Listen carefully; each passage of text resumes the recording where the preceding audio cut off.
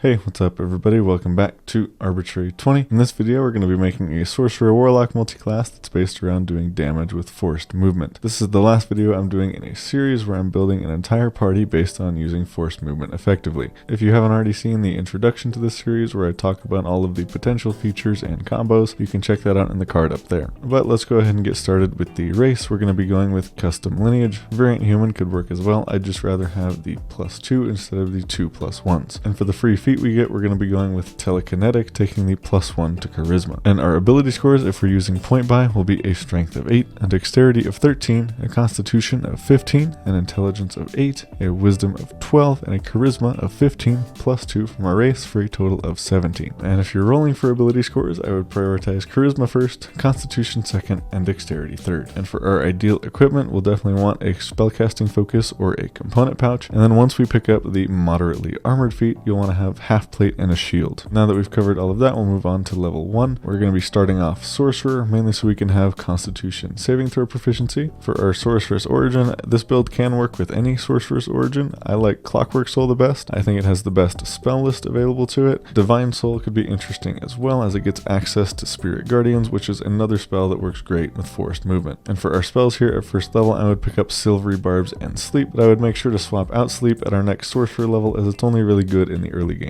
And then moving on to levels 2 through 4, we'll be taking 3 levels of Warlock here. For our otherworldly patron, we're going to be going with the Genie, choosing the Dao option. This will let our Genie's Wrath feature deal additional bludgeoning damage, which will be important later on. The 2 spells I would be sure to pick up in this time are Eldritch Blast and Spike Growth. For the other spell choices, you can pick whatever you'd like. And then for our Eldritch Invocations, I would pick up Agonizing Blast and Repelling Blast. And then for levels 5 through 7, we'll be going back to Sorcerer. The spells I would recommend picking up are Shield, Absorb Elements, and Web. Also, remember that any spells that are abjuration or transmutation, like shield or absorb elements, can be taken as clockwork spells as well, so they don't have to take up your base sorcerer spell choices. And then we'll get Font of Magic, giving us sorcery points and the ability to convert sorcery points to spell slots and vice versa. And then we'll get Meta Magic. The important one for this build is Quicken Spell. This will allow us to place a Spike Growth or another harmful spell as a bonus action, and then we can still use Eldritch Blast as our action to push the enemy into said harmful spell. Without Quicken Spell, this would take us 2 turns to do. And then at Sorcerer 4, we'll get an ability score increase or feat, and we're going to be going with Crusher, taking a +1 to Constitution. Just like every other build in this series, we're using this in combination with Genie's Wrath to get 5 feet of forced movement every turn. When we hit with an Eldritch Blast and apply Genie's Wrath, we can then use Crusher to move that enemy 5 feet in any direction. It giving us a +1 to Con is also nice, as this will bring us to a 16, increasing our Constitution saving throws and our maximum hit points. And for the rest of the build, levels 8 through 20, we're just going to continue on with Sorcerer.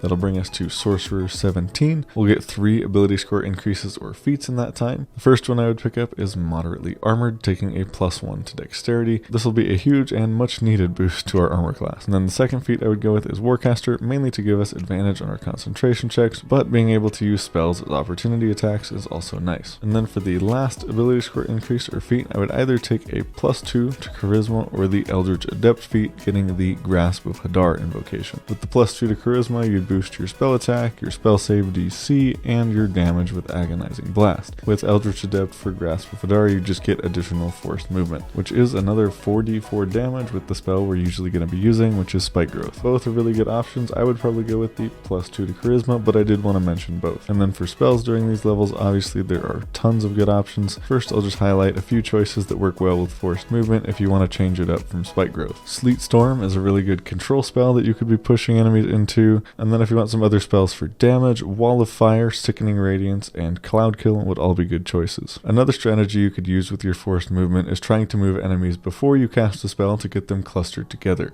This works great with something like Wall of Force or Hypnotic Pattern. At 6th level spells, Scatter is another really cool option, as it can move several creatures at once, and it can move your allies as well, which is not something that Repelling Blast does very well. And then beyond that, there's not a ton of options that synergize very well, at least on the Sorcerer spell list. I would be sure to take Wish though, so you can duplicate spells from other classes' spell lists that do synergize well with forced movement, something like Dark Star from the Wizard Dunamancy spell list. But that's it for the build and this series. If you'd like to watch the last build in this series on the Arcane Archer, you can check that out right here. Either way, thank you guys for watching. Hope you have an awesome rest of your day, and we'll see you in the next one.